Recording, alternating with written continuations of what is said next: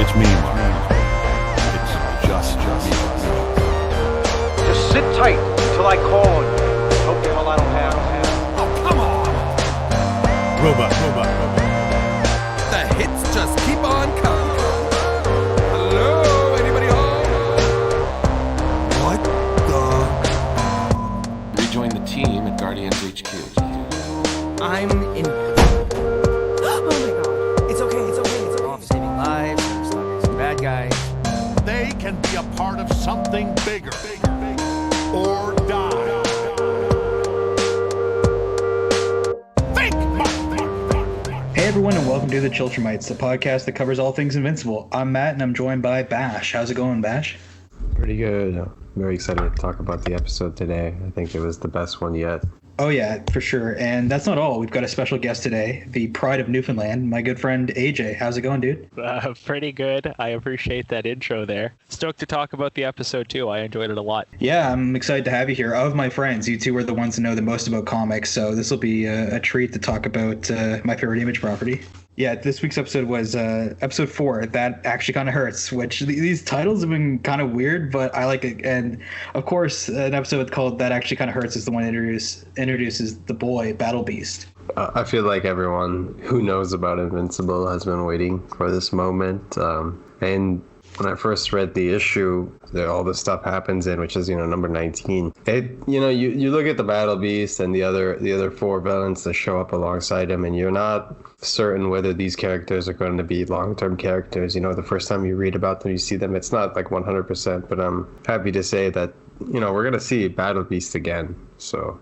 Oh, definitely. He's showing up. There's people, I've been seeing online, is he going to show up again? Or even people have been asking about Alan, is that Alan guy going to show up? And I was like, yeah, they're just going to throw away the best character, episode, 3? Yeah, exactly. But that's how I felt when I first saw Battle Beast. I was like, wow, he's badass. I wonder if he's going to be a one-off. And don't worry, folks, we're not going to get super spoilery, but he will return. You don't bring in Michael Dorn for a one-off. No, and it's the same with Seth Rogen. I mean, you're not going to cast someone that great just for one episode. He's going to be back a lot. Yeah, exactly. This episode really, it stuck to issue 19 very well. It pretty much tells the same story. This version's a bit more fleshed out because you've got 18 years to think over what you want to do for Kirkman. And I think they did a great job with Titan and this little storyline here. Yeah, the only real differences that I could think of are tiny ones, like the fire guy, the villain there. He didn't have his normal little leotard thing. I think he was entirely comprised of magma, but it followed the entire issue pretty closely. You don't get to hear Invincible say Invincible Punch, but that's okay. Is it? I want to hear Titan say Rock On, or I'm going to delete my Amazon Prime Video.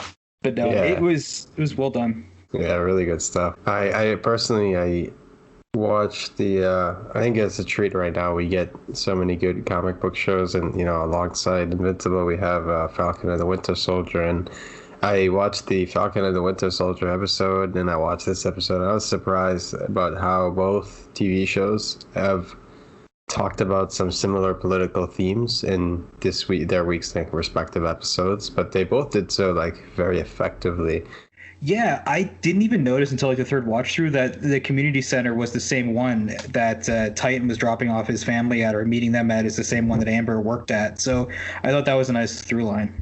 Yeah, I mean, one thing that was very similar to the comic, but I think conveyed a little bit more effectively on screen, was showing how much Titan really cares about his city, but also the difference in basically, he's talking to someone like Invincible who lives in a very uptown, very nice kind of place, who doesn't really relate to or see the issues that, Titan experiences firsthand on a day-to-day basis. So for him to want to help out Titan, and then for the outcome to be the way it is at the end, it's a very interesting dynamic, and it sets the story moving forward for what could happen again, because he's probably going to come back and deal with that later on, right? He's going to find out. It's not like they're not going to revisit that whole situation again.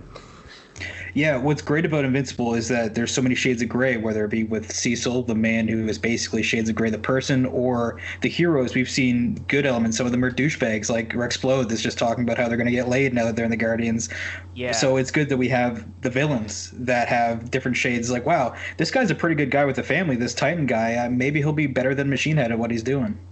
It sort of rides that less extreme but still Garth Ennis line where things stay kind of ambiguous and in the gray. Like in The Boys, there's, I mean, no spoilers, but the characters are written in a way that, like, at first you think, oh well, the superheroes are the bad guys, but you realize that there's evils on both sides and corruption and so on. It's also great that things like that get to breathe in modern superhero shows, and they're not dumbed down, because I don't think I'm alone in saying that, like, if anything like this were to end up on the CW, it would have been neutered to oblivion. Like, you know what I mean? Like, Yeah. CW is where things go to die. It's the Can't Watch Network. I can't. CW, like, if you're a comic book collector or speculator, like, you hate CW because pretty much anything that gets attached to it is dead. Like, the value of it goes down. So, Yeah. so CW I mean, is crap. Smallville was cool when I was growing up, right? Because, like, there wasn't really a lot of superhero shows at all. And, I think it came around at the right time. It was like 2001 it started, maybe 2002. But they still all kind of have that campy and cheap feeling to them. Like, the Flash, his suit looks terrible. Just quick side note there. But yeah, no. Or here's the superhero. We're going to have them sit in a cell for 45 minutes because we don't have the budget to show them moving around. Yeah, exactly. And the fact that, like, something that I really appreciate that I'm sure you guys have talked about is the fact that the episodes are like a solid 45 minutes long, like they would be about an hour long with commercials on broadcast, which really gives a lot of these stories more room to breathe, so that's huge for me. Big appreciate. Yeah, I'm so glad that the streaming services, there's so many now where everyone's looking to have their IP, because on cable I couldn't see the show working. Like, HBO would be one of the few places I can see it actually running with the amount of blood and some of the swearing and stuff that they need to really give you Invincible. So I'm glad that Amazon Prime is the good home for Invincible. Yeah, no, me too. I wish that HBO Max would do something similar with DC, but Yeah. Yeah, and something we were talking about real for him was just I like the voice actor for Machine Head a lot. Brought a lot of charisma to the character. He was really good. They nailed it. It was perfect casting, and like the auto tune was excellent. Yeah. He's got that Zenyatta head too for Overwatch players for sure. We could talk for hours about how good the Invincible cast is, and I think the difference between something like HBO and something like Amazon is Amazon really carved out a niche market by putting so much behind The Boys, because, and this is where I'll praise them, unlike many other studios like Netflix or Disney or whatever, like, Amazon realized that they had something special with The Boys and they pumped it hard. I mean, they put advertising behind it. They increased the production value for season 2. They brought top-notch actors for the show for season 2. Like, everything, they went up a step for season 2, and they realized, like, okay, we have this market, these like edgy adults and kids, they like to see this edgy stuff, and Invincible is a property that isn't edgy by nature, but it has all those like rated R, like heavy moments. So I feel like with Amazon, it was a natural fit, and then having someone like Kirkman, who he's always been the kind of person that even with AMC, he wants to see his characters like done right, and I feel like this is his baby. Like yeah, Walking Dead, everyone knows, but like Invincible is his like magnum opus. Like, everyone who's read like his stuff, they know like Invincible is his thing. Like, it's the best thing he's done, and I think he's gonna want it to be done as good, like as well as possible. And I think right now, season 1, it's been really good. Like, just no complaints. Yeah, especially when you compare it to how The Walking Dead ended up going down, how long they spent it on the farm, how everything detracted from the comic. It must have been hard to watch that. And I do think, don't quote me on this because I didn't double check it. One of you guys might know for sure, but he is working more closely on this show than he was. Oh yeah, Walking Dead. Yeah, I just hope it doesn't go the way of The Walking Dead season 1. We lose a Frank Darabont and then we're drowning for 9 more seasons or whatever. But yeah, I'm loving this. I'm loving the show. Like, I've seen all the episodes 3 times, and they don't run. Nothing is boring to me except for maybe a little bit like the Amber Mark stuff, which is a little tedious. But everything else, the characters, it's really popping off the screen, and I haven't heard a negative word about the show from anyone that didn't work at IGN. Like, it's beloved.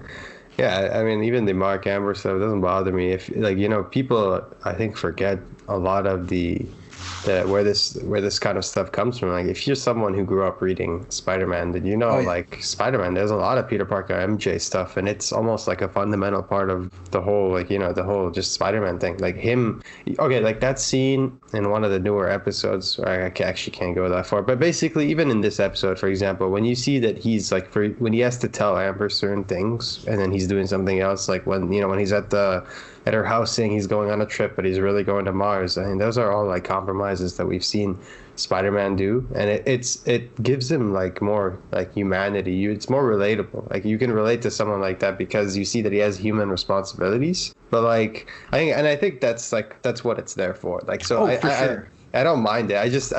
I know that like, we both know that it's gonna, it has like a time and place, and it's gonna, it's not gonna be like all the time. So I don't mind that, but I can understand, like, for outside viewers. For me, the one thing that, like, I'm personally, like, on the fence about is whether they're going to continue making the whole, like, Omni-Man thing a mystery, because that's very different than what I've read. Yeah, I think the mystery is there's going to be a conclusive end to the mystery, I think, by the end of season 1. I think that's how the season's going to end. Like, the season's going to end with a small reveal, and then it's going to be, like, pick up season 2, So anyways, let's jump into the episode as a whole. So we opened up with 2 thuggish-looking characters there sitting outside of the building smoking a cigarette, and you get a scary sight as you see Titan charging down after he's drinking a coffee or something like that, and gets his rock form on and charges at the guys, and it's super intimidating. The music was awesome. It was "Hail to the King," I think was the song, and it was a really cool opening. It was quite an introduction. It reminded me of a lot of like Marvel movies, like Civil War or something, where, it starts really hard right off the bat. Like, things are going down, and I like, you start the episode and it's 2 minutes in and you see someone shoot Titan. The bullet ricochets off his arm and just splats into his skull. You're just like, whoa. Yeah, the gore is just reckless. Like, this was like a bull in a china shop, and everyone's there is like a living piece of china. Yeah. Everyone got destroyed. I loved it. They did it. The music fit, and they even managed to build his character a bit when there's the guy that he's choking out, and he's like, tell your leader I'm coming for them, or whatever he said. And he's like, that was for you, kid, because there's a kid who was scared behind him with the shotgun, and he's like, don't shoot it. And you can tell he's got sympathy for, kids. This guy was just like a teenager or a little older. Yeah. So, and the kid ends up, making a mistake, and then you think, like, for a second that, like, oh, maybe he will, like, he might hurt him or something, and then he lets him go anyway, and it's, it's a nice moment. Not only does he have kids, but he could see himself in that kid's position, where it's like sometimes in where he grew up, there weren't many options for him. There were maybe not avenues in sports, or education wasn't available to him. So you turn to these lifestyles that are dangerous and that no one really wants to get sucked into.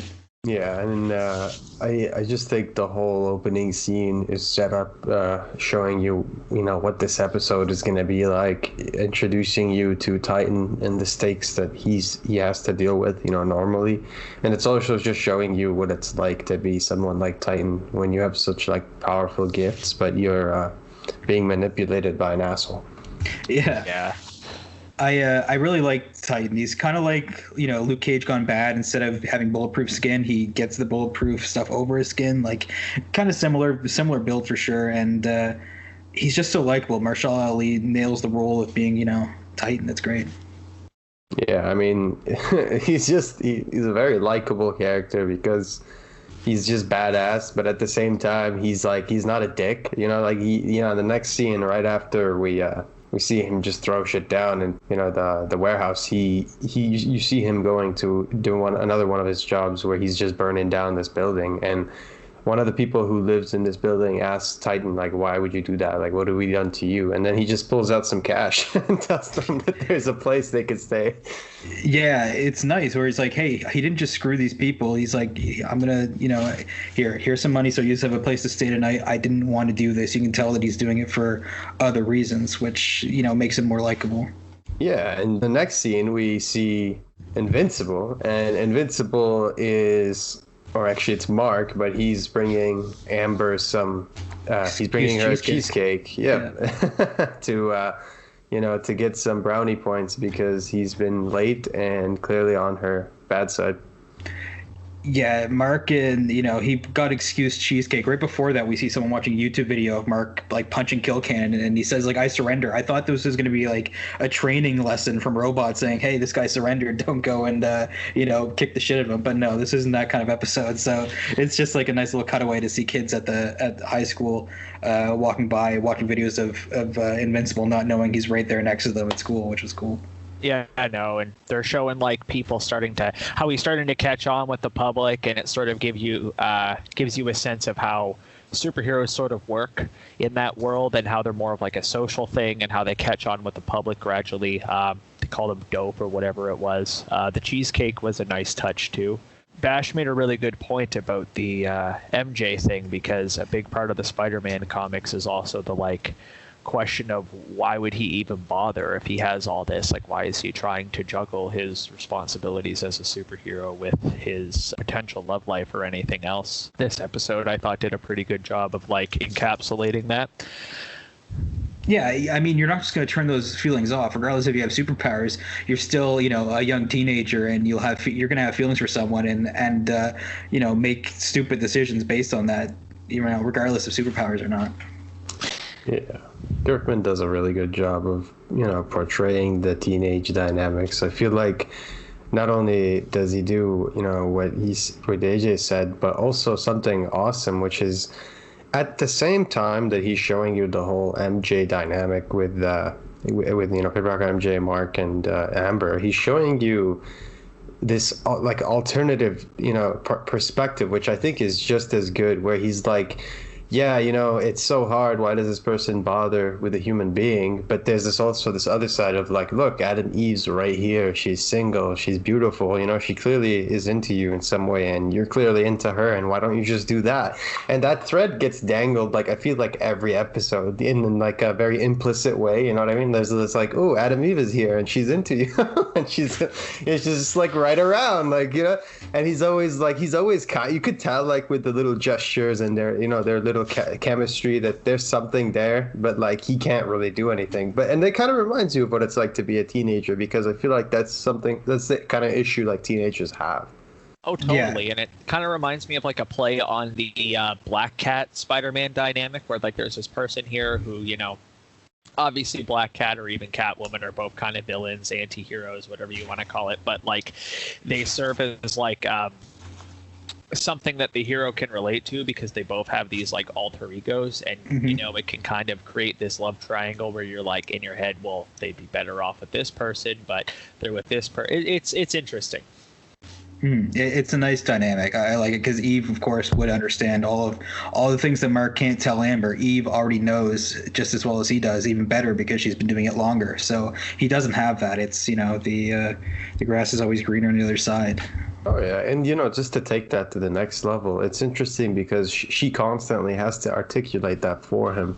As we've seen in the episodes, I mean, she's the one that's constantly trying to step in when Mark is not there for others, and to just let them know that, Mark does care about you, or Mark does care about this, but he's just doing something else that is pretty important, Yeah, exactly. So, yeah, after Titan burns down the building and pays for the hotel of the poor tenants there, we get Mark faces his biggest threat yet. It's the deadly... Yeah, it's the deadly Roarface, named of course by Corey Walker, and Roarface is exclusive to the show. So, the show is really winning in that aspect. But Roarface was pretty sweet. Yeah, I want to give praise to Kirkman because I don't think people think about how layered these scenes are. They happen fast, right? But they're so layered. Like in this scene, we see three different things happen. We see him fight Chewbacca, right? And we see him just like do it a little bit recklessly, and that's kind of how he's fighting most of this episode. Like he beats that dude earlier, even after that dude has already he surrendered. So it's not out of spite or anything. He's just a kid. And then at the same time here, he tosses him through the building. And while everybody's happy that he's taking care of the threat, there's another threat that emerges from the situation itself, which is the building is about to collapse and this family is trapped. And he addresses that. But I like this because unlike Batman or something where you see there's no mistakes happening, like here they're showing you that he's very much an amateur hero. Like he still makes mistakes, he's causing all kinds of property damage, and he's addressing that in the moment, and I like that. I like these takes that ground these heroes and make the world feel real. So you think about these smaller aspects that you wouldn't think about. It's like, wow, Batman's Batmobile is cool. It's like, wow, that building got destroyed. Thank God he saved those people. Or things like that make you feel like this is a real world that has to deal with the consequences of the whole Guardians being wiped out by Omni-Man or alien invasions. It just raises the stakes, which is what you want in good stories. They don't linger on it too long like they've been doing in, say, Batman vs. Superman, or that they did in Civil War. Now, I like that they did it in both of those films and trying to address it, because in those universes, well, I don't like Batman versus Superman, but that's aside. In those universes, the heroes are sort of newer things, but the fact that they're not lingering on it for so long and making it these huge plot points of like, we're breaking everything and blah, blah, blah, blah, blah. It also shows that people are kind of used to it, and they're in a world where superheroes are regular. It's a subtle way of world building, It's almost like some destruction is expected. Yeah, it's just another ingredient that makes, for a fine stew that is Invincible. They don't have to linger and they don't overblow at anything, but they just include these little moments that you remember and stand out. It's nice. Yeah, totally. And we cut to the next scene, and the next scene is we just see Mark at Burger Mart. He's getting another ass whooping from his boss. Yeah, Mr. Sayer. Mr. Yellow, more like it. Yeah, exactly. He's just he's getting the rundown, and he just makes this snap decision in the moment where he just decides to quit. Yeah, it's like, screw the rules, I have money. No, he doesn't care. It's like, this is such small potatoes for him, where it's like, okay, it's not even about the money. It's like, I do much more good as a superhero, and I don't need this shit. I already get enough normal life problems with, being late for Amber. Just screw this. I quit. This is one thing off my plate. Screw it. Yeah. Yeah. Yeah. And we don't ever have to see the inside of Burger Mart either, which I'm sure is nice for the animators. Oh, yeah. I think, here we're just seeing, this show and another good writing, intelligent writing from Kirkman addresses like the changes in their lives, and we see Mark here slowly maturing into a young, like, adult superhero, because he begins to prioritize things that are more important to him and just to people in general. And in his case, it's more important to him to prioritize his relationship with Amber as well as his role as a superhero, rather than just to continue to do meaningless labor. Yeah, I mean, getting the rats out of the mayonnaise is an important task, but Mark's Mark's services are much better used elsewhere for sure. Yeah, that was quite a good line. Like, I was surprised they included that in there. Oh, it's classic. And like, everyone can relate to those shitty jobs you have as a teenager where you're just like, just shoot me in the head, get me out of here, whatever. I'd love to quit. Just, and Mark does it. Yeah, I mean, and the realism like continues. We see him right after he loses his job at Burger Mart, where he quits. We see him training with Omni-Man, where Omni-Man's telling him basically very like Bruce Wayne-esque Batman kind of dynamic, where he's like, look, if you want to interrogate these guys, you have to scare the shit out of them. You can't just ask them. And then he's like, I don't know if I can do that. And yeah, Nolan leads the way by literally just tossing a dude. Yeah. Even before that, though, we get Titan. Another guy gets dangled. This time it's Titan doing it, and then he sees, that he's got the photo of his family there, so he lets him go. But it's cool just showing how, like, hey, the good guys dangle people and the bad guys dangle people. Some of these tactics, are different depending on who's using them. Yeah, and I mean, it just shows you how conscious some of these people are, how much they take into consideration these things, and it also just shows you that Titan isn't necessarily like a dick. Like he's a good guy. Yeah, absolutely. They do a really good job of humanizing him. I think that something that I should say is that I watched this with my girlfriend. She has no context for Invincible whatsoever, knows that it was a comic at some point in time, and that's about it. And so I can get like a natural perspective of somebody who has no idea what is going to happen, and kind of like you can be jaded a little bit when you're a comic book fan because you're like, well, this isn't how it went down originally, you know.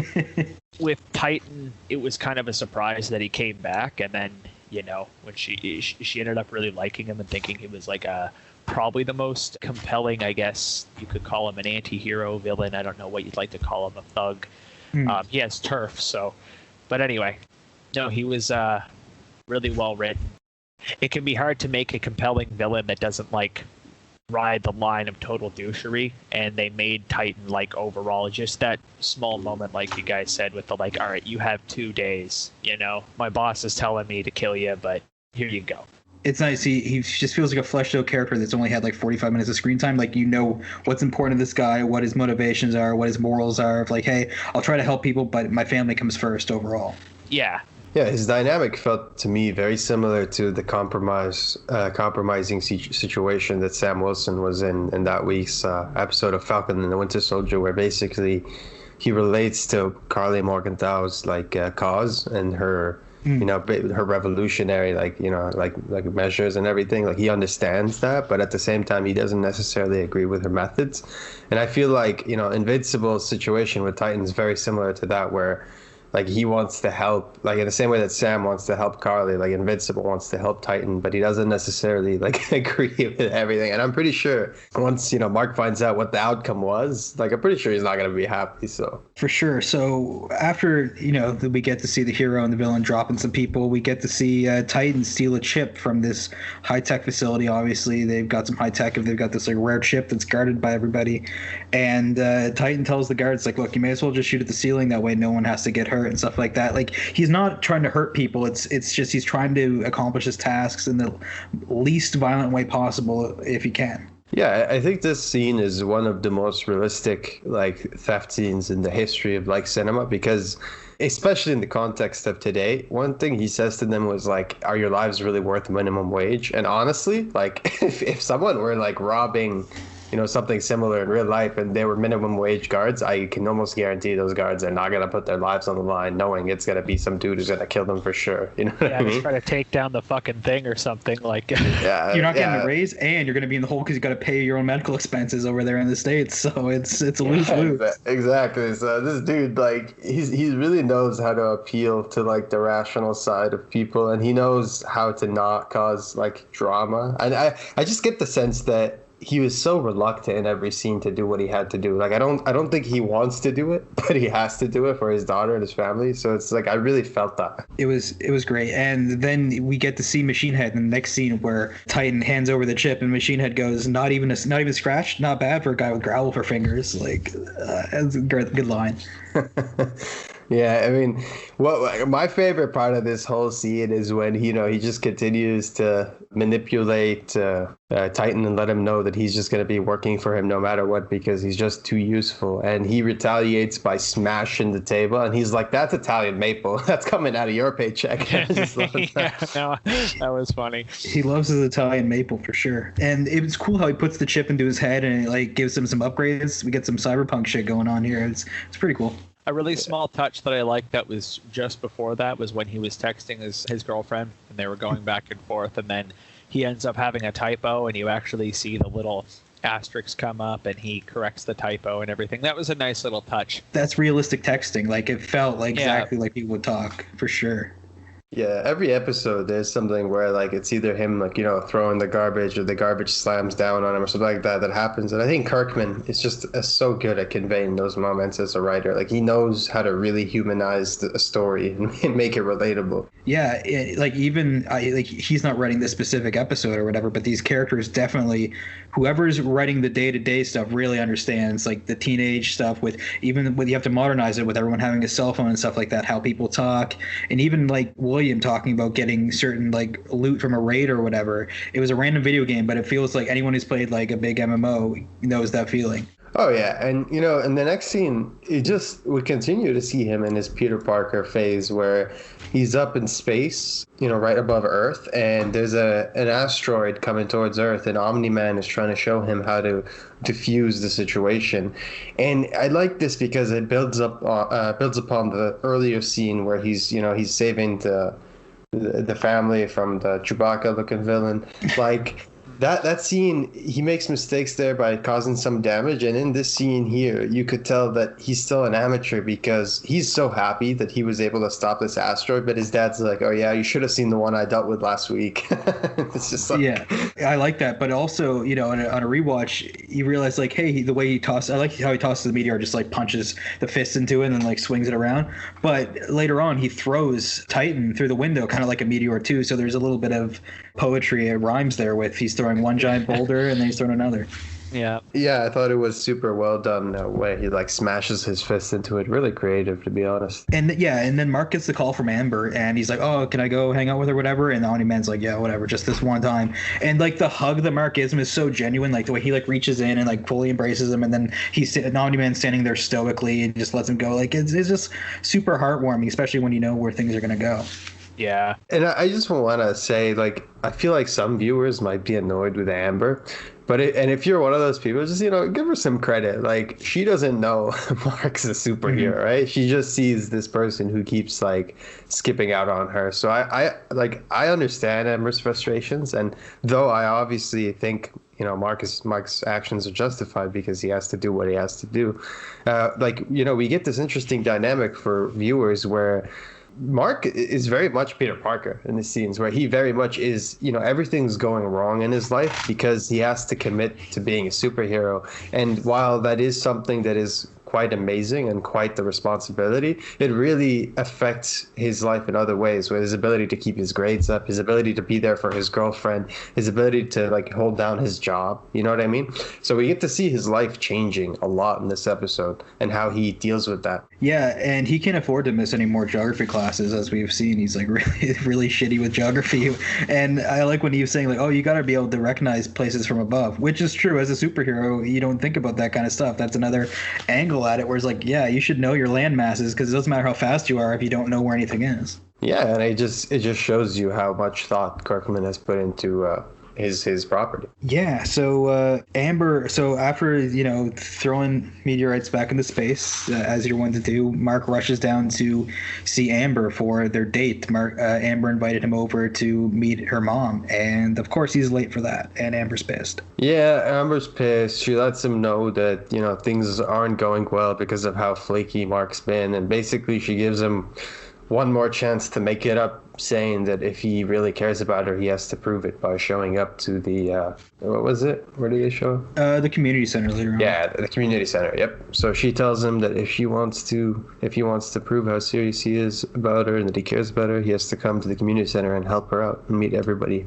Yeah, I don't even know why Mark even goes home because he's been living in the doghouse basically these last like 2 or 3 episodes. But yeah, we get a little bit more background on Amber where she said she dated a guy before who was kind of like this, was always late, and it was like he didn't care. So you can see why she feels a little extra paranoid about this in her current relationship. Where it's one of Kirkman's books, the question where people are like, oh, why wouldn't he just tell her? Well, Omni-Man would probably have a conversation or some sort of conversation about the fact that, like, you don't know if you're going to be with this person forever. You don't want them to know your secret identity, stuff like that. So the problem isn't quite as simple to solve as just kind of like, oh, just do this, or oh, just do this, or just tell her, Yeah, there's a number of factors that you don't know how the dominoes are going to fall. Yeah, I mean, Adam Eve had this conversation with him last episode where he was seeking her advice, and she was just letting him know. She was like, look, man, once you tell someone, that's it. They know forever. So you got to make sure if you're going to tell someone, and especially if it's Amber, you got to make sure like she's worth it or she's the one, And you just been thinking about that. Yeah, and we see, Mark's deep in thought as he's walking home, and he like kicks a pebble, accidentally like dings someone's roof, which is yeah, very interesting. Yeah, he gets a call from Omni-Man, and he tells him that the elephant has struck again. So it would be good practice if Mark wants to go and deal with the elephant. But I don't know if he's ready for the elephant. He's pretty deadly. Yeah. And you know, the next scene is just a very minor scene where I'm not sure why they played this off as like a scary scene for the first half, but you know, it's just Titan going home. You see him walk into his house, and for some reason, the music is very eerie, and then he just surprises his daughter, and you're just like, wait, what? Creeping in with the ice cream, pulls it out of his pocket like he's about to shake her or something, and then he's just like butterscotch or whatever it was. I like the way they went about it, because we've only really seen him breaking in and doing these kinds of things throughout the episode. So it's nice to see like, oh no, he's actually got a family. It subverts your expectations in a way that doesn't ruin your billion-dollar franchise. So I approve it. That's fair. Yeah. Yeah. And we get the opening intro, and we notice this time there's even more blood splatter on it, which is foreshadowing, if I may say so myself. Yeah, there's going to be plenty of blood to go around later on, for sure. We get a nice little scene with Titan and his daughter Fiona out on the balcony there. He's having a beer, and she's talking, and then Invincible flies by, and he's dealing with the elephant, and she asks who that guy is. Fiona asks if Titan's a good guy, and he doesn't quite know how to answer that question. Yeah, and I think this sets the foundation for Titan wanting to go find out for himself. So it's a very compelling scene, and you find out later that this is where Titan basically finds his solution. Yeah, exactly. You know, a light bulb ticks off, and he goes, oh man, this guy might be able to help me. And before that, we see his wife, Titan's wife, asks if they're out of whatever enterprise he's stuck into, and he says no, and she's fed up with it. And it's a common trope too, but I enjoy this one. Oh yeah, I mean, I don't mind. If it ain't broke, don't fix it, you know. Exactly. And we get the opening sequence. We get to Debbie looking through the closet and discovering Damien Darkblood's diary. Yeah, it looks like the Book of the Dead a little bit, which is cool. Yeah, it has a shrieking face on the cover. It reminds me of like Harry Potter with those like moving, books. Yeah, it's true. I like the way the book looked, and obviously it's not good for Omni-Man that this was left behind. I didn't see it last week because it was so dark in the room, but it's a crucial piece of evidence that Damien leaves behind, and it leads Debbie further down the rabbit hole, and she was already suspicious, and this isn't going to help matters. No, and we see that suspicion begin to build, and we really see it manifest in Debbie's secrecy. Like, she's trying very hard to look for evidence, but at the same time not arouse any suspicion from Nolan. And that's where we begin to see a slight shift in dynamic between the two, and it goes from like a trustworthy, loving relationship to a very suspicious, a lot of secrets being kept from one another, and she's very worried at this point. It was a nice touch. What I also like is that the standard viewer might really worry for Debbie, might think that, especially after what we've seen Omni-Man do just at the end of the first episode and what he's capable of, and when he might not know exactly what's going on, you could fear for Debbie because what is he capable of doing when he gets found out, that is his wife, but you don't know what he's going to do. If he's going to kill the Guardians, you don't know where his loyalties lie. You don't know exactly. What he's thinking. There's a lot of tension there. Pretty much any time Betty's investigating, and they do some really intelligent stuff that we'll probably discuss in a bit. Yeah. So after that, we go to the Wilkins residence, where we get the shittiest character. Well, where there might be a contender coming up, but we get the introduction of Eve's dad and Eve's mom. Eve's mom's okay, but Eve's dad is the worst. Yeah. He says stuff he's just really, he has no problem getting into Eve's love life, and is trying to justify Rex cheating on her and stuff like that. It's oh, that's just how guys are. Whatever. What an asshole. Yeah, I mean, I was surprised that they kept him as as similar to himself in the comics as they have. But I like her dad just because, even though I obviously don't agree with anything he says or thinks, I just think he's very comedy relief, and just just kind of the J. Jonah Jameson of this I was just gonna say. Yeah, you just laugh at his stupid opinions, and he's there, and he's just loud, he's bombastic, but he's just entertaining. You know what I mean? I want a what if story if he had Omni-Man's powers. That would be terrible. But he's perfect. I still have the panel, one of the panels that stick in my mind the most, or just pages, is a talk that he has to I'm not, it's kind of spoilery, but one of Eve's new boyfriends, he has a talk with them, and they're just sitting on the patio Wow, holy shit! I can't believe he said that kind of stuff. He's a handful, that Mr. Wilkins. Yeah, that's for sure. Yeah, Eve basically gives the almost like runs away from home, where their parents are being really dickish to her, and Eve's like, you don't know how powerful I am. Like I can she shows that she can like expand the house. She can destroy whatever she wants basically and rebuild in whatever way she sees fit. So she doesn't want to be contained in this like situation. It doesn't even feel like she wants to go to college. She's really just lost. She's looking for a purpose. Yeah, and I feel like Mark's along the same path. I think that's why this episode is so good, because it juxtaposes the two of them in terms of their struggle to find out their own identity and their own purpose. And Adam Eve just feels like after Rex, it's someone she's known and been comfortable beside for a long time. After they break up, she doesn't really know how to identify herself because she feels like she's not a part of the teen team anymore. And she doesn't feel like school really, she doesn't fit in school because she's so much smarter than most of the kids there, but also so much more powerful. So she just feels like she needs to find her own self, her identity, whatever her purpose is. And I like how she goes about doing it, how she's very mature for her age, Definitely. She's been through it all. Like doing the superhero stuff would have you at a young age, would have you around people and just have you immersed in society more. So you would just get, street smart and whatever else, just having this kind of like weird, unique background. Yeah. And, her powers giving her like, scientific knowledge, because she, even in her like origin comics, she's teaching that one kid in college like stuff when she was like a child. So she's always been like innately smart. Yeah. Yeah, so we see a nice little sequence with Mark flying up the sky, flying by an airplane, and then he's flying up above the city, and then he sees the word Invincible painted in yellow paint on the top of a building with no vowels. Wheel of Fortune's taught me that vowels are the most expensive letters, so I guess that's probably why. So, yeah, Invincible lands, and Titan says paint costs money, and you got a long-ass name. That was a nice line. Yeah, no, I like that a lot.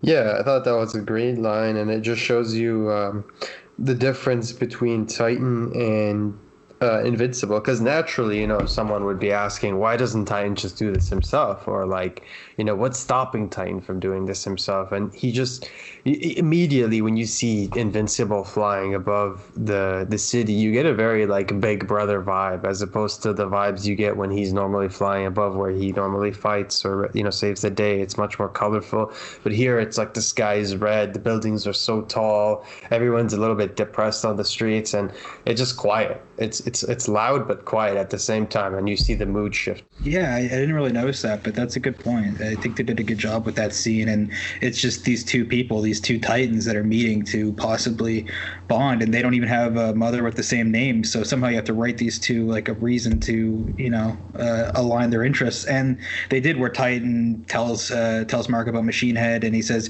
yeah, like what even is a criminal? I've done some bad things just to because I had to and stuff like that, and says that Machine Head's like the real problem in the city, and that he doesn't get it from where he grows up.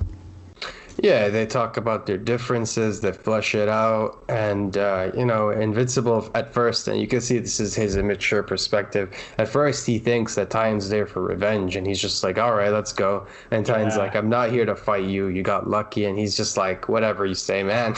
He's like, why would I help you? And they give each other the reasons, they help each other, and then right after that, Invincible agrees to help him. And then we get one of my favorite scenes in the whole episode, where Invincible is literally picking up Titan and flying him, and he's like, this is some bullshit. I have to feel like that was a Batman Superman reference, because Superman does that a few times in the comics with Batman throughout the years. I think one was actually in a comic that came out in 99 or 2001 or something, so it would have just came through Invincible or before Invincible. But either which way, it was a hilarious moment, and if it wasn't a reference, it definitely reminded me of it. And Batman was usually equally as pissed off as Titan is, so yeah, it probably was. It was a reference to, like, even in the comic they had similar jokes that unlike Invincible would not fly today, so they kind of tweaked it a bit, but I think that it worked well. Like, this some bullshit really fit in with this gigantic guy being carried by Mark there. I enjoyed that. Oh, it was fantastic. And in the comics, they did it so much in Invincible. And one thing is like Superman is quite like literally a troll, and a lot of people don't realize this. But if you go, and this is like one of my favorite series, the OG World's Finest comics, which is a Golden Age comic, and it was World's Finest because it had Superman team up with Batman basically every issue. And there's one issue, number 53. If you look at the cover, Superman is straight up trolling Batman, and like it's like Superman holding onto a tree, holding Batman's hand, and Batman's holding Robin's hand, and they're on top of this they're in this river, and they're trying to catch a woman who's on a canoe before she falls down the waterfall. And I'm just like, Superman, bro, you could literally just fly and cry. You could just grab her. In a second. Yeah, Batman takes out his grappling hook. It's done. Like. And it just shows you how much of a troll Superman could be, and, especially during the Golden Age. Like, you see some troll Superman stuff, but yeah, that just reminded me of that. It could be a podcast on its own, just discussing Superman's trolliest moments, or the strange relationship Superman and Jimmy Olsen had in that Superman's pal Jimmy Olsen comic. The covers of those were always friggin' bizarre and would have these weird abusive things where, like, I don't know, Jimmy Olsen would give Superman a present for Father's Day and Superman would vaporize it. And just like... We should just do a podcast episode just on the spanking history of comics, because there's some weird spanking history of comics. Like, there's a line literally where like a woman is trying to just like retaliate to Batman, like kind of grabbing her, and he's like, be quiet or pop a spank, and I'm just like, wait, what? What? Yeah, no, there's another one where Superman's getting spanked by his dad, and he says something spank me harder, I deserve it, or something like that, and I'm like, okay guys, come on. Yeah, so during this little talk on the roof, we also learned that Isotope is the right-hand man of Machine Man, and he's got the ability to teleport, which makes him super threatening when they want to take out Machine Man. It's really good power for offense and defense, where you can teleport people in, as we see later, or you can get your boss out. It's a useful one to have. Yeah, Isotope is basically Nightcrawler, right? Mm-hmm. Yeah. I wish they went with his comic design. He looks so weird and outlandish in the comic. Yeah, he looks really weird in the show too. Just like a slightly off. Yeah. Yeah, and Titan also tells us that he didn't borrow money for him from Machine Head. He borrowed it, for his family, and that's why he's in debt. So it's not just to like waste on something stupid. It's like he actually needed the money for his family, and I assume a bank probably wouldn't loan it to him. So pretty similar stuff. And it furthers the sympathetic aspect of him of like, this was something he kind of felt like he had to do. It wasn't like he was a greedy person that did a bad thing or something. He was trying to do something good for his family. It's probably something that was necessary to survive, so. Yeah, it's true. So we go to the Grayson home, and we see the fantastic new character, Disappearing Turkey, who vanishes at the blink of a scene. I'm pretty sure this was the one with the vanishing turkey. Either way, you won't be able to unsee it after I've mentioned it. But the Grayson family get into a heated debate about whether Mark should help out Titan with his Machine Man conquest. Yeah, and we get a slightly strange sort of twisted wisdom from Nolan, where he's like, look, I'm all down for you to help people, and I think that's great, but you're a Viltrumite, and this is beneath you. Viltrumites they deal with cosmic level or earthly level catastrophes, big deal stuff, and this is something small. Plus, it just seems like the guy's trying to manipulate you. And we see it's like a conscience, devil angel kind of conscience thing, where we see Nolan trying to give his 2 cents, but really trying to really tell Mark what to do, while Debbie's more like, you're going to be a hero, you're going to have to make your own decisions, and I really think in this case you should do what you think is best. Yeah, Debbie says sometimes people aren't who they appear to be, which has a layered meaning with Omni-Man in the room. And then she says, but helping someone's never beneath you, which, good words to live by. Yeah, and she's visibly distracted throughout the entire dinner sequence as well. Oh, yeah. Definitely reminds me of a lot of the comics. Poor Debbie. She's devastated here. Her family could be falling apart for all she knows. Finding out your husband, is an omnipotent murderer. That's never fun. No, and I think Debbie is also, partly just terrified.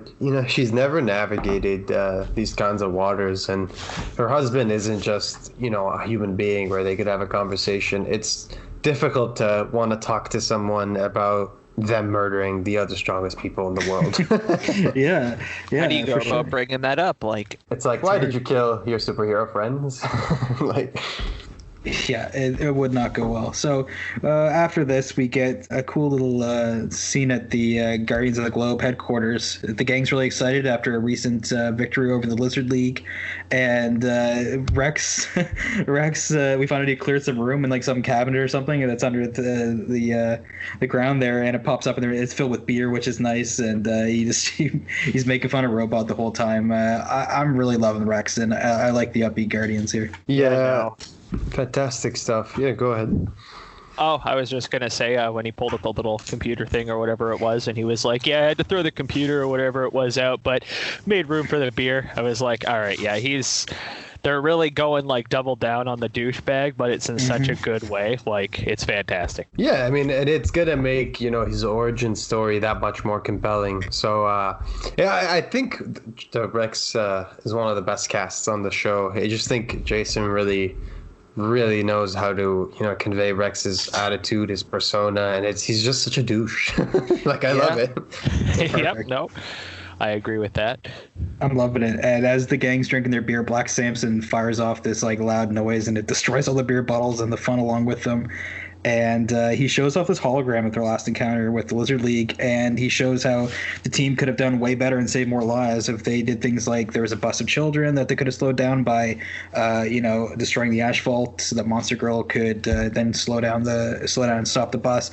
Little things like that. It's kind of like almost like the Danger Room in the X-Men or something where they're standing. I enjoyed it. Yeah, and the dynamic between him and Rex is coming to a bit more of a head here. Rex, obviously, with his ego, doesn't like an older hero that doesn't even really have powers telling him what to do. And then, obviously, he's the more experienced of the two, not Rex, sorry. But Black Samson. Yeah, Black Samson, sorry. I keep forgetting that name. But Black Samson is the more experienced of the two, and the team does kind of need a leader.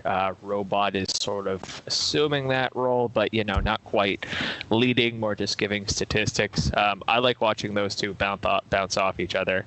It was pretty fun in the last episode they did too. Yeah, I just think, their little feud is a really good way to both explore the strange humanity of Robot, the weird like gray area of like human/AI, but also it really shows you how like frail yet I don't know how you say it, considerate Black Samson is, because he's Robot's all about like minimizing deaths and all these statistical like things, whereas like Black Samson's like, okay, let's look at the game plan, let's look at what happened, and like this is where you were wrong, this is where you're wrong. He's much more of like a cohesive unit kind of person, whereas Robot is more like everyone, you do your own thing, but this is the game plan. Yeah, it's true. And like Black Samson, he's been through it now. His whole team got wiped out, so he knows what it's like to be on the Guardians, and he knows what it's like to lose all the Guardians.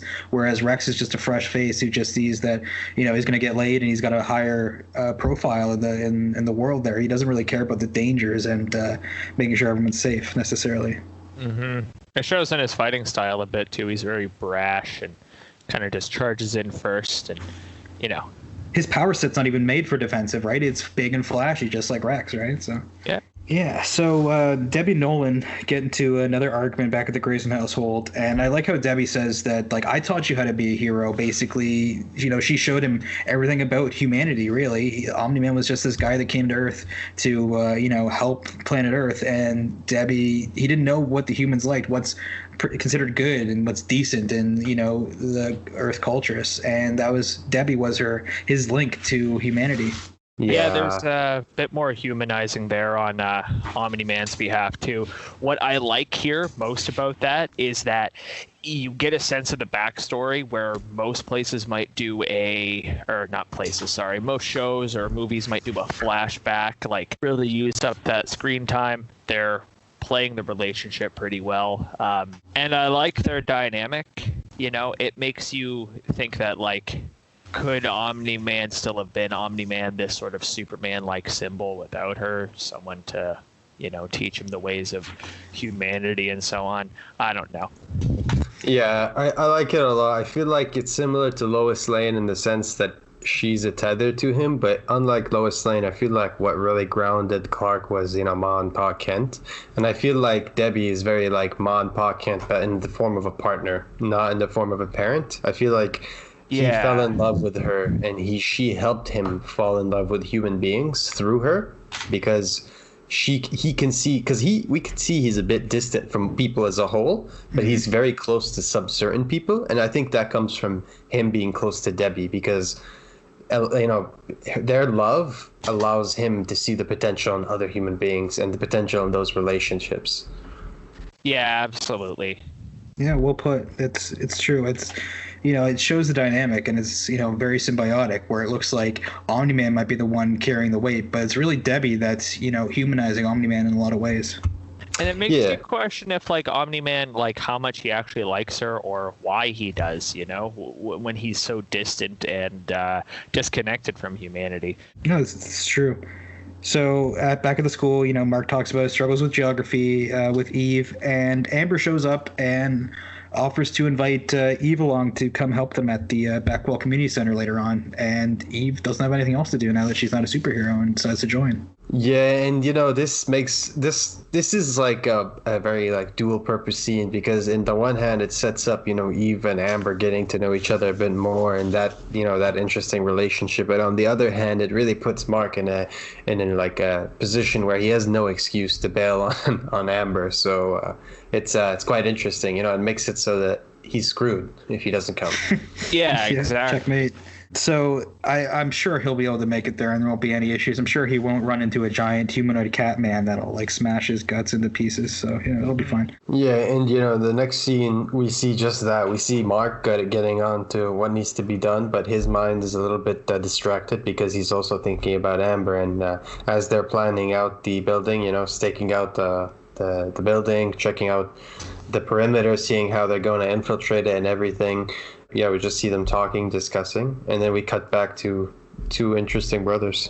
Yeah, the Muller twins are twins once more, as the cloning process is just about finished, and we get Robot. What's cool with the Muller twins is one of the original Muller twin gets the other one out on this like little like bed setup, and then he hooks him up with this device that gives him all the memories of the current Muller twins, so that they're all up to speed, and so much so that no one knows who the clone is, or the other one doesn't at least.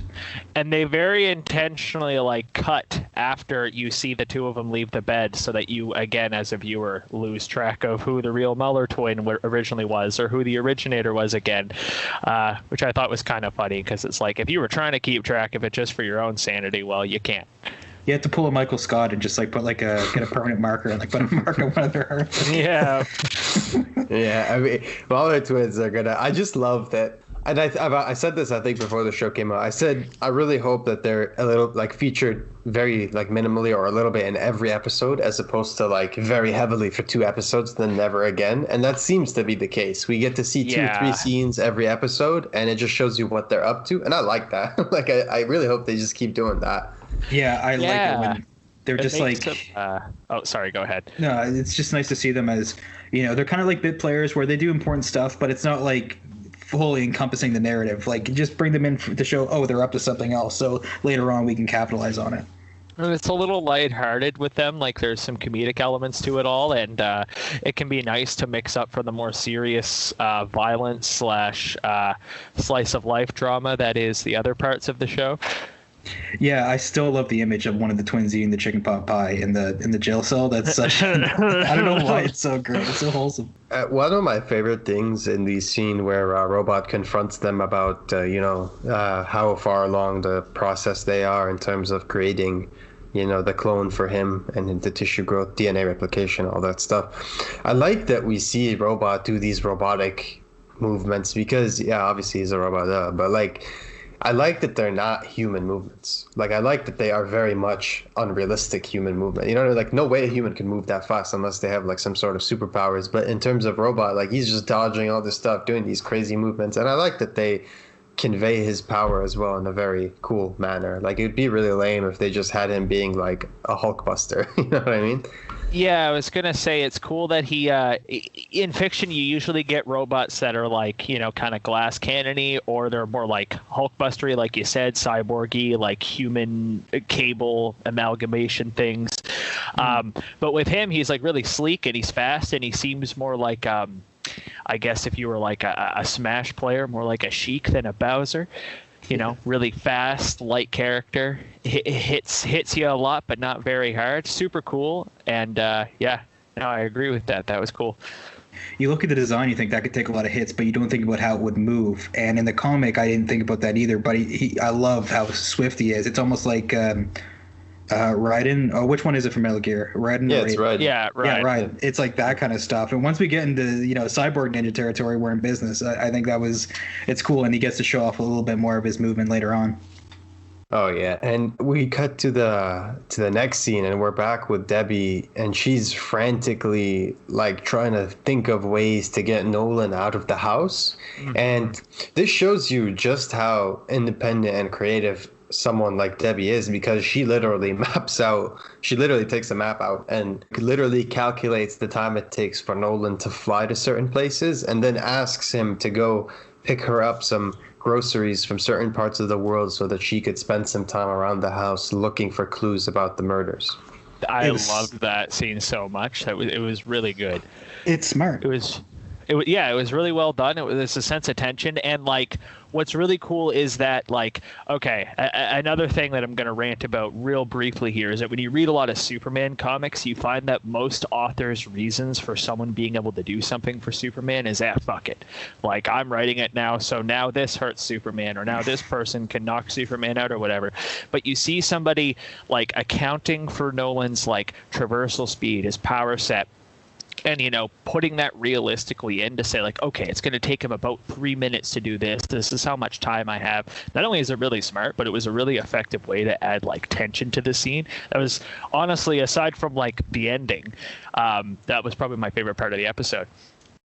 Yeah, it's cool the way she sends him on these international chores, because it's nothing he would be suspicious of, because she asks him to do. He always talks about, I can go get some pizza from Naples or whatever. It's foreshadowed this is a regular thing for him. So to do that and to do the math on how long it would take was well done. I thought that was perfect. My only issue is that they have Omni-Man hide his suit up above the door jamb or whatever. That's stupid. Yeah. I figure he would be smarter, or that he would have had some amount of time from now or from then until now to, go and move it, put it somewhere else, or like vaporize it, fucking throw it in the sun. I don't know. Yeah, throwing it in the sun would be pretty easy. He could do that pretty quickly, or just you could, swim down to the bottom of Mariana's Trench and bury it under there or something like that. Like, I think this was rough. I don't think they needed to do that. Yeah, totally. But comics gonna comics, or show's gonna show. Sure. The next scene is I think where the episode really just takes off, and it's just the plan set to motion. We see Mark and Titan begin to break into Machine Head's fortress, and they just demand that he surrender. Yeah, after hurling Titan through the bulletproof but not Titan-proof window in a cool sequence, Mark then goes up to Machine Head and says it's over. And Machine Head, being ever the douche, goes, carry the two. Oh, hello, Invincible, Titan. Like, he doesn't. And we get one of the most realistic scenes in that where Machine Head just straight up admits that he's not good enough to fight Invincible, because Mark just tells him, you're way out of your league, and he's like, you know what, you're right, but I've got money. Yeah. And Isotope teleports in. Earlier, Titan said that he was going to make sure that Isotope was occupied, and that's when Mark says, you said he was busy, and Titan goes, I know what I said. Do you guys think that that's Titan purposely did that so there'd be a big fight so he can take power? Yes, because right at the end, I guess this is a small spoiler, but right at the end, after all the shit's down, and said, what's his name, Isotope goes up to Titan and says, that was really smart, boss. I was like, what? Like right at the end, he says that, like literally right as everyone leaves. And so I'm just like, oh, okay. So yeah, fair enough. So shit goes down. The most it's gone down since the end of the first episode with Omni-Man versus the Guardians. This is an Invincible fight through and through, and Isotope teleports in some heavy hitters. We get Furnace, Kursk, Magmaniac, Tethered Tyrant, and the one, the only Battle Beast. What I feel like a lot of people will be waiting for or talking about with this episode, this was just awesome. The whole sequence was awesome, super violent, fantastic. It was. Yeah, it was brutal. It's just, it was. I don't know. I watched it and I thought about this scene a lot. about how it should be done. And I gotta say, like, at least I think it was all perfect, but especially like with Battle Beast, they handled him perfect. Because one thing I said, and I've reread a lot of the Battle Beast issues several times. He's a really cool character, and one thing I've always said is that he can't. When you show him beating these guys up, he can't. Like it can't look like he's trying, because he's not. He's not trying. He's really not trying. When he beats these people up the first time, he's really not trying. No. And that's how it came off. Like he's just like, even when Monster Girl charges at him, and Monster Girl, I just want to say, in the comics, it was Black Samson and Bulletproof that fight fight Battle Beast, and Bulletproof is not as strong as Monster Girl. Like, he's strong, but he's not as strong as Monster Girl. So Monster Girl is a big upgrade from Bulletproof, and he just destroys her. Like, with ease. But he's not even trying. He's just like, you're a child, you know what I mean? Like, get the fuck out of here. Like, this is not worth my time. I was just like, dude, like, what is going on? No, it's true. If this was WWF, this is Hulk Hogan in the 80s, and he's running wild. Nothing's really going to put a dent in Battle Beast. He is a beast. There's no good, there's no bad, there's only glory, and that's what Battle Beast wants, and he doesn't care. He wants the most glorious kill or glorious death, and that's what he's all about. And if you can't give it to him, he's out of here. Yeah, that dichotomy of the warrior mentality, that sort of character is something that it's nothing new or original, but what makes him so cool is the fact that he's like, they use him effectively. He's imposing. He's a force here. He fucks everybody up. Essentially, like, when Invincible gets that little rage moment, you almost think it's going to be like an anime moment where he's going to get like a rage boost and power up, and then he just gets fucking stomped. Like, he starts taking out some of the other people briefly, like, or knocking them down briefly, and then Battle Beast just flattens fucking everybody. Like, it basically just solos, and you're just like, oh my god, am I going to watch the entire cast die here? Like, what the fuck is going on? Like, yeah, it was awesome. And during the fight, they cut to the community center with Eve and Amber waiting there, and I don't know, it was tough for me to really care that much when I'm just watching like the most epic fight, and it's like, oh, is he gonna show up to the community center? It is what it is. I mean, they have to build drama and stuff like that, but I was way more interested in Battle Beast just cleaning house here. Yeah, and one thing I've noticed, and I've read a lot of the issues with him several times, is that in the comics they never put Battle Beast in a situation where he's fighting Omni-Man.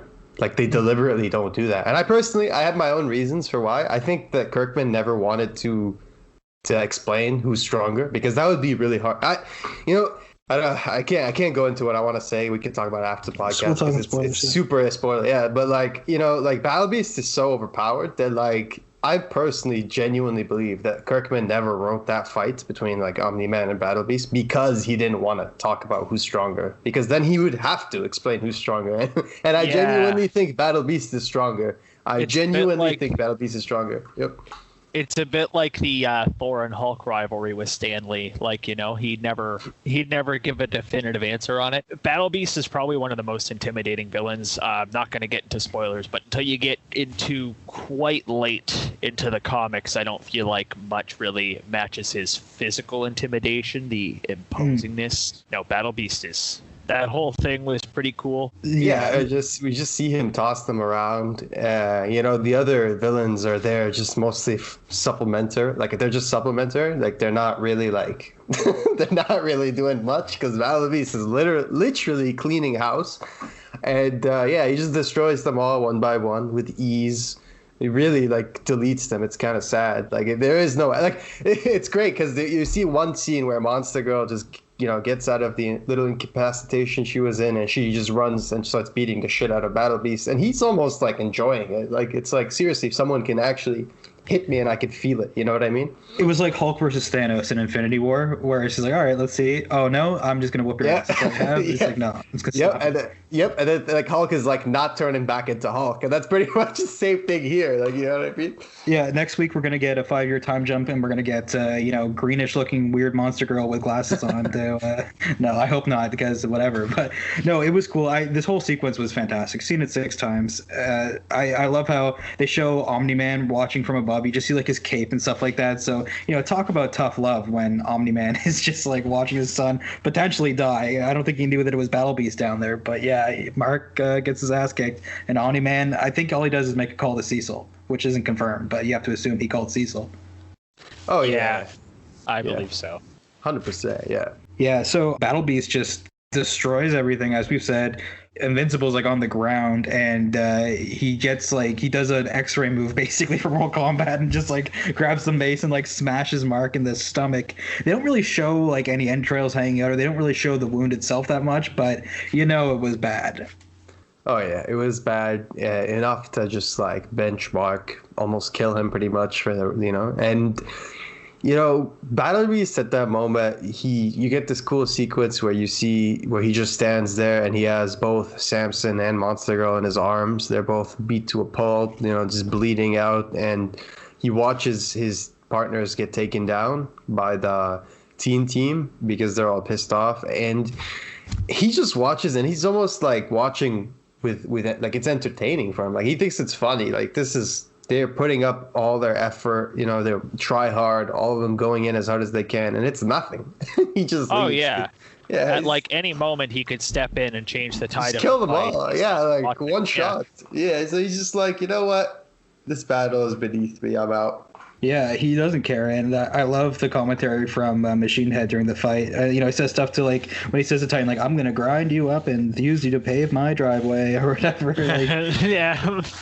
lines like that, like it's really good. He had another one where he's like, "Wow, 10 out of 10. You guys are worth every penny." Like he's ranking it now. He's giving scores. What a guy to have around for this fight. Yeah, I mean, if I was Jeffrey Donovan, I must have had the time of my life recording for that episode, because that would have been like one of my most like entertaining / like most fun I would have at like a job. Like, Can we get talk Post shit. Malone to play his son? That would be fantastic. Oh, that would be hilarious.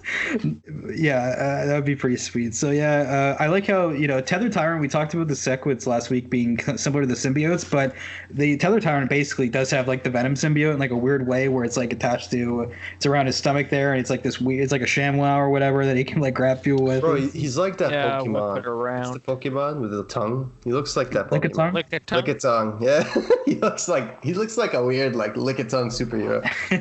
It's pretty similar, but he's not dead though. I assume I watched that fight scene with you, Bash, and you were wondering if Tether Tyrant was dead after Shrinking Ray like chokes him out. I think he'll be around. Yeah, I don't think any of them died. Yeah. Yeah, I was going to say they leave some of the fates pretty ambiguous. I'm not quite sure, but I think that some of them are pretty safe. Something that I was meant to comment on earlier was you get to see Robot and Monster Girl's relationship kind of, or at least the robot side of it during that fight, because when she gets really hurt, in an episode earlier, I don't know if you guys discussed it or not, but, Robot gets quite emotional when he realizes the gravity of Monster Girl's situation and how she grows younger whenever she transforms. And then when she gets really fucked up, like he invokes emotion about all of them. That was like a really special moment, and then they stopped on him and he was like, no, or whatever he said. I like that quite a bit. Yeah. Yeah, that's what finally sends Battle Beast packing, is after the X-ray move on Mark there, Black Samson makes a run at Battle Beast, tries to stop him after his suit malfunctions, and he gets destroyed. He gets like violently, his hand just gets smashed and stuff. That was so gory, and whipped at a wall. Then after that, Monster Girl takes a crack at old Battle Beast, and she gets stomped, and then only when he goes to basically like finish off Monster Girl after he like totally stomps her is when Robot, it's his emotions that get him going. It's not, calculations. He fires like a gigantic laser at Battle Beast, and that's the only thing that can kind of like leave a mark on him of all the things that we've seen so far. Yeah, and it doesn't even like Battle Beast doesn't even react to it. You just see that he's scratched, but he doesn't even care. Like he's just like, this is not worth it. Like he's literally not worthy opponents. Yeah, the teen team kind of gets their bearings, and they all kind of unite, and we see like a montage of them like kicking the crap out of the people that aren't Battle Beast. I'm calling bullshit on Shrinking Ray popping out of Magmaniac or whatever. She should have been like burned alive. They should have just showed like her skeleton getting bigger as her flesh burns off. Yeah, it would have been more believable if she had like second-degree burns or something. Yeah. So, whatever. It is what it is. This is like a couple nitpicks I have with the show, but overall this episode was phenomenal, and this sequence was, was heaven for Battle Beast fans for sure. Yeah, and you see the last clip is, like them arresting Machine Head, taking the device out of his head and basically turning him off. And then it cuts to the community center where we see Amber and Eve, and Amber is just, you know, expressing her disappointment. She sees Eve on her phone, and she asks Mark if where Eve tells her she has to go, and she was wondering if it was Mark. And basically, you know, we see Eve tell Amber that Mark really cares about her, that he loves her, and that she shouldn't doubt that. Yeah, Eve is, you know, she's not the official sidekick, but she saved Mark's ass many a time, and, you know, trying to just cool things down where Amber's pissed off, and Eve got a phone call. She obviously knows it's not good whatever happened to Mark, so she's got to make up something, and she does. Yeah, I'm pretty sure that call was something like from Cecil telling her, like, yo, your boy's, like, out. You know, like, big cat man, claw him good. Yeah, back at the before we cut to back at the community center, we see Titan walks up to like a nearly dead Invincible and says, "Sorry, kid, didn't mean for it done this way, but I got to take care of mine. Hope you make it." Just like, you know, you see, he actually does have some sympathy for him, but he's like, "I do have to put my family first," and like his plan worked. This was, you know, a net positive for Titan as he takes the throne. Yeah, and I love how they play the same song, so Make Way for the King, I think. So yeah. It's so good, and like he looks so dope in the suit too. Yeah, the suit's a nice touch. I'm not gonna lie. Did he have the suit originally in the comic? I thought I saw him. Yeah, he did. Yeah, but he's not wearing a shirt under it. Yeah, no shirt underneath. But I love this, you know, rise to the top for Titan. It's a great, you know, it's not a bottle episode. It's just like a nice full story encapsulated in one episode, and this is one of the best. If the season has another episode as good as this, then you know, we're laughing. Yeah. This was definitely the highlight so far for me. Haven't seen 6 yet, but, you know, gonna get on that soon. Probably tonight, actually. Yeah, I love when Battle Beast just holds up the bodies before he goes of Monster Girl, and Black Samson is like, pathetic. This battle is beneath me. There is no honor in killing insects. Yep. Yeah. And when he talks about honor, it's, you know, very big war vibes, you know, because honor is a big thing in Klingon culture. So I loved it. Yeah. No, that was super badass. Definitely a little bit, kind of gave me like anime villain vibes a little bit with the whole, something like Vegeta would say almost, I guess. But anyway, yeah, no, that was sick. I hope that they somehow get to utilize him more before the season's over. That would be a real treat. Yeah, I hope so too. I doubt it, but I'd love to see it. Also, as Mark's getting taken into the GDA, Cecil's worried about it, saying we got to do everything we can to keep him alive. And then they take some of Invincible's blood, which we see later on in a petri dish. Yeah. So I don't know what's going on with that. We don't want to get too spoilery, but non-spoilers, my guess is maybe they're gonna use his blood to, you know, heal somebody. In Heroes they had the Claire blood, which had the regenerative properties. So I don't know if there's something they do down that road. Yeah, that or Kate thought it was like a potential cloning thing. You know, all kinds of that in comic books. Yeah, that's true. So this was a great episode. I'm gonna give it like a 9.3 out of 10. Like, I think it was, the more you watch it, the more you realize how well thought out it was. Everyone's got a role. They advance storylines. They make you relate to villains. They give you like 6 new villains, and at least one of them is an icon, and the other 5 will show up later on, I'm sure. So it was a job well done by everyone involved. Yeah. Yeah, I give it a 10 just because I actually thought it was perfect. So I'd give it like a 9.5. It was damn good for me, and like you said, man, if we get another episode this good in this series, like, I'll be laughing. I'd be happy. Yeah, exactly. So we're gonna move on to the spoiler section, I guess. That's all the stuff we have on the non-spoiler stuff. Thanks for listening, guys. If you're checking out here, you can check us out on Twitter at Chilltrumites. We're on Instagram at TheChilltrumites, and you can catch our shows on Podbean, Spotify, soon to be YouTube, and Apple Podcasts. So yeah, thanks for listening, guys, and we'll catch you on the next one.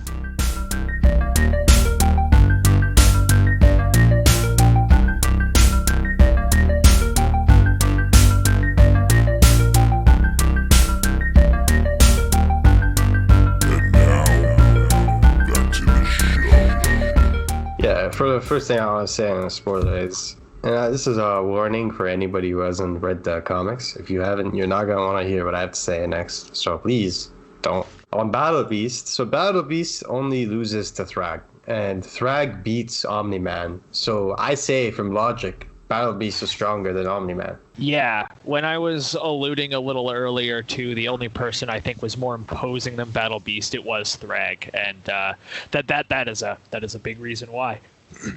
Yeah, and I do want to say here that I do think it would be cool to get Jeffrey Dean Morgan to play him, just for the Glenn and Negan of it all. I think that'd be good casting. I don't know what his voice would sound like, really. Like, I never thought of a voice for Thrag, but I just want to say that before any casting's revealed. I can't even begin to like wonder who Thrag's gonna be, because I with the caliber of voice actors they've had on this show, I just know it's gonna be good. That's all I know.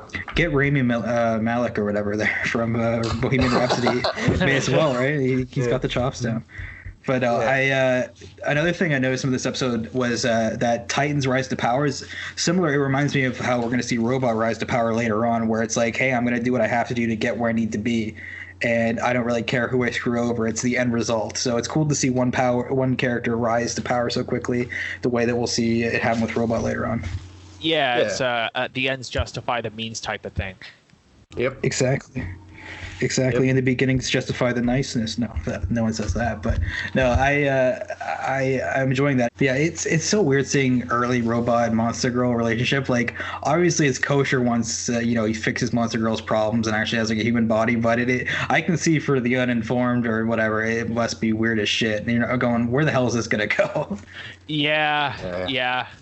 I mean, Monster Girl, I think, is going to be a lot of people's, like, one of their favorite characters, just because, like, I mean, she seems like she's a badass little girl at first, and then, is obviously not actually a little girl. And then seeing her get fucked up, I think, is going to upset some folks potentially. I don't, like, go on the Reddit or Twitter or anything for series usually, because fan bases can, like, ruin things pretty quick for me, but, Yeah, that's the internet for you. I could see some confusion behind, why specifically her? Yeah, well, she was one of my favorite characters during when I was my first read through the books. I thought she was really interesting, and I'm interested to see where they go with her. I really hope they give her those like 6 or 7 issue focus like they did in the comics when they talk about her like storyline with Robot and the Flaxen Dimension. That's gonna be like a full episode. Yeah, I was gonna say I could see them doing a full episode for that. Honestly, like that deserves a solid like hour at least. I love how everything folds in together, right? Like we got a Sequin invasion coming next season, presumably. There's so much shit, and I feel like we're gonna get the tease of Angstrom Levy at the end of this season too. He's the best. I really think it depends. I think because the way that episode 6 goes, and I don't want to spoil anything. Obviously, I'm not gonna talk about it, but the way that episode 6 goes, it makes it seem like the reveal of Omni-Man will be the final like scene in the season. It'll be like, oh, by the way, he'll tell Mark like I killed the Guardians, and then the season will end. I don't know if they'll actually like fight in the first season. Something that I noticed was I don't know what the cover for the show looks like on Amazon, but when I download the show and I have it on my Plex, the cover that they put up is an image of Invincible looking damaged, and he has like blood coming down of his mouth, and then Omni-Man's in like the background, kind of looking over his shoulder. It makes it seem like that's the fight, but like yeah, you never know. That at least gives me hope that we're gonna see the SmackDown. I'll be disappointed if they don't do that. If we see the SmackDown, I just hope it ends with the SmackDown. Like I hope they don't go past that, because if they go past that, it'll be a bit too much, and they'll have to like explain things. But if they just leave it at that, like if you leave it at him beating the shit out of Mark, and then Mark, like that one scene where Mark tells him, he's like, what are you gonna have in 50 years? And he'll say like, oh, I'll have you or something. And then, or like, you'll have me. He says something like that. Yeah. If that's the final scene, and then his dad like flies away while he's like holding back tears, I think that would be the perfect scene to end. But if they go past that, it's gonna be a bit sloppy, because a lot of people are gonna be bummed why they didn't explain what the fuck just happened. You know what I mean? Yeah, do that and tease some stuff in the post credits. But I think that's how they should end the main story. Yeah. But yeah, no, I can't wait for it, because there's been some beatdowns. I feel like this is going to be especially bloody, like Mark's going through some buildings and shit. Like it's going to be it's gonna be heartbreaking. People realizing I told you, AJ, but like my dad, I watched it with him, and he thinks the whole reason Nolan's evil is because of the sequins. Last episode, he's like, "Oh, I'm so glad they explained it." I'm like, Oh no, like one of the best episodes of the whole show will be the episode where he explains what Viltrum is like actually. And that's why we have the podcast named the way it is. I don't really want to explain it to anybody without spoiling it, but like we're the good Viltrumites that don't go conquering places. We're the Chilltrumites. We chill back and we read comics. We're like Alan, we're just chill as fuck. We don't really want to do shit. Doing our thing, not attacking anybody, just doing what we got to do. Yeah, and we have the reverse of the mustache. We have the beard with no mustache. That's just the way. That's the code. But no, I can't wait. Like when you see these little like tastes of like Battle Beast, and then you see him wiping out the Guardians earlier. Like we're getting so crazy. Like the Conquest fight's gonna be amazing. I can't wait for that. Like I could die happy after that. Like I'll be like hooked up to like a bed in a hospital, and like my heart rate monitor just stop after I see that, and I die with a smile seeing Conquest just like destroy everybody. Yeah, that's gonna be like people. That's the thing that a lot of people don't even like. People who've never read the comic, they have no idea because like they're gonna think, and this is for me what really elevated the series. They're gonna think that whole showdown with Omni-Man is gonna be the peak. They're gonna be like, oh, there's no way the series is gonna get better than this. Like, how can they make it better than this whole like Darth Vader fucking reveal like dynamic thing? And I'm like, wait for Conquest. Wait for like, and this it's gonna get better. Yeah, I can't wait. Like once we get to like actual like Viltrumites, it's gonna be like fighting Saiyans in space. Like I can't wait. The threat that the Viltrumites pose, and like you just know they're strong and they're raised just to kill and be dominant. Like it's like a planet of battle beasts. These predators. They're literally just predators. That's they're like Kryptonians meet predators. What if Kryptonians were just the biggest dicks ever? Like there you go. Yeah, it's great, and I can't wait. I can't like where the show can go. There's so many avenues. Just Alan, we've got so many amazing characters out there, and I can't friggin' wait. And like next season, we're gonna get Seance Dog in the flesh. Like nobody's even brought up like people like Cadus and other characters who are like big parts of the story. Yeah, that's the other thing with the blood. I was wondering, do you guys think that they might try and make a scourge virus themselves? That's what I was thinking. That's like I hope not, because I thought Cadus was a really cool character, and he's like such a big part of why. Because when you ask yourself, like personally, I remember when I was reading, I was like, if like the humans are trying to combat Viltrumites, it won't make sense because Viltrumites are basically superhumans that are like way ahead of human like civilization. So it's like. Yeah. How would they be able to hurt them? Well, because here they have Cadus, like a former Viltrumite. That makes sense. Yeah, they could like try and fail. Like they could say like, oh, we're trying to make a weapon, something to nullify them, and then have some Cadus be like, oh yeah, I thought of that, and we did that a long time ago, and it worked. That's why there's a ring of dead Viltrumites around this planet or whatever. Yeah, exactly. By shrinking Cadus's role, you're gonna shrink like Alan's role too. Yeah, I just can't wait till we get like. I'm really looking forward to the prison sequence where Omni-Man's breaking out of prison with Battle Beast and Alan. Like that's a highlight. Like, that's gonna be such an awesome episode. Oh yeah. Plus when they meet that like Silver Surfer offshoot character, the guy who has the motorcycle and the one-shot gun, I forgot his name. Space Racer, is that it? Yeah. That guy is a dope ass character, dude. That guy's underrated. Cool. Yeah, no, it's true. I just can't wait till they make like a Conquest Funko Pop. It'll look like the most like violent thing ever. Like it would look like it's pissed off to be a Funko Pop. Yeah. Or a bobblehead. Oh my god, I'd pay good money for a Conquest bobblehead. I want a Battle Beast statue as well. I hope that's in the works right now. Yeah, I can't believe they don't have that. Like, I really can't. I can't believe, like, Hot Toys hasn't made, like, a Battle Beast thing. I think it's because he's not, like... You look at the print count for, like, Invincible, and, like, the highest print count for Invincible was between, like, 15 to 18K, I think. Yeah. Right? Yeah. So it's, like, it was very, like... Very low print series. It wasn't, like, nearly as ordered as, like... your average DC or Marvel comic book. So I feel like mainstream wise, not a lot of people know about Invincible, to be honest. This is gonna make a blow up for sure. I mean, it's got like a 95 on IMDb or Rotten Tomatoes, one of the two. And like most people really like the show. Again, like Matt said, if you don't work for IGN, it seems like most people are pretty positive towards it. Yeah, I mean, I honestly thought like. Even though it's hard to compare the two, I honestly thought like I enjoyed this better than. Even though I enjoyed Falcon and Winter Soldier a lot, I enjoyed this one more. Zemo dancing is pretty phenomenal. But Yeah, no. dude, that show, man, that whole show, like, for me, the thing that I think is Falcon Winter Soldier is like literally just a political thriller about Sam earning the shield. I think that's what that whole show. I think like at first they were just gonna like give him the shield, and then they were like, yeah, this kind of feels cheap, so let's have a whole political thriller, you know, especially with where like the political culture is right now. Let's have a whole like show about that, showing him earning the shield. It's really good. Like I really enjoyed it.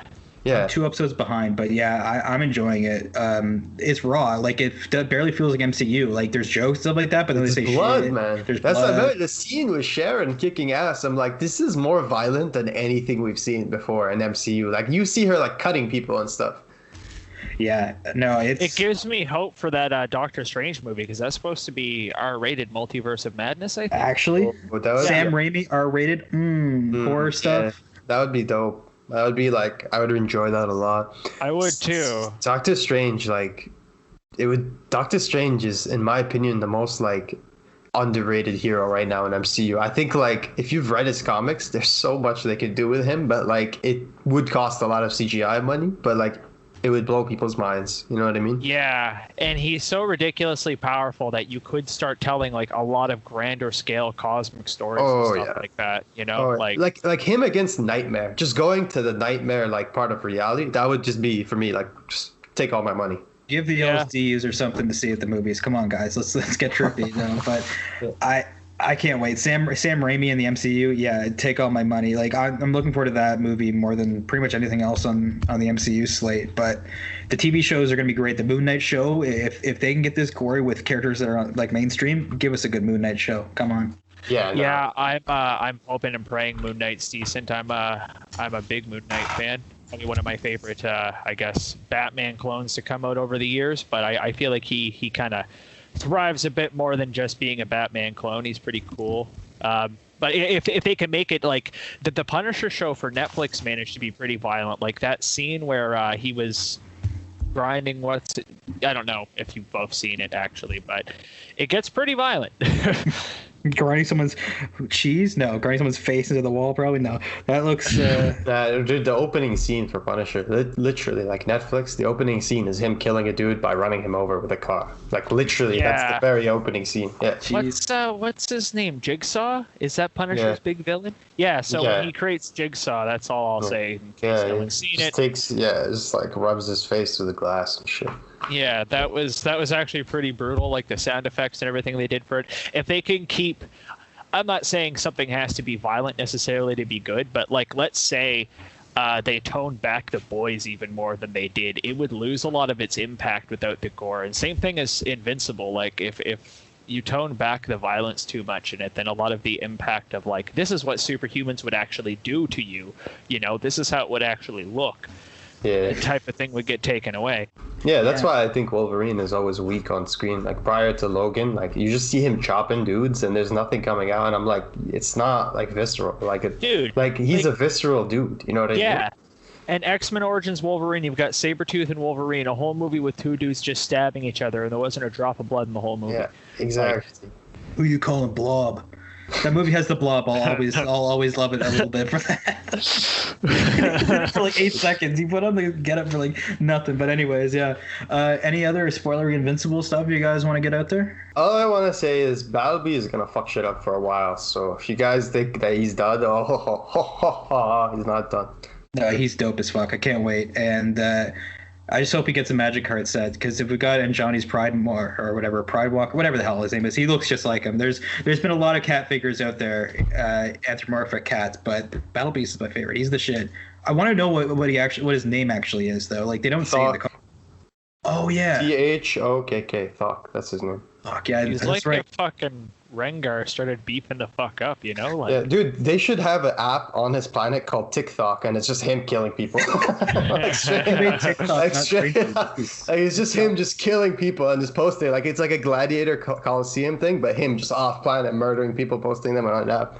Like, guys, they should give him like a Planet Hulk storyline. Just have like the Hulk's head. You are 100%. Like, that's what I'm saying. I'm surprised that Kirk, like, Kirkman spent a lot of time writing Invincible Presents, Invincible Universe, Invincible Presents Adam Eve, and like all these like offshoot Invincible books, like where he expanded the universe, but he never wrote anything about Battle Beast. I'm so surprised. Like I'm genuinely surprised. Like at the end, like at the end they were like when they go, there's a scene towards the end where the Chilltrumites with Throg, they go to his planet and they just take over and they just like accept the takeover. And I remember they were like talking about Thok and they were like, he's our greatest warrior, but they never talk about how he became the greatest warrior.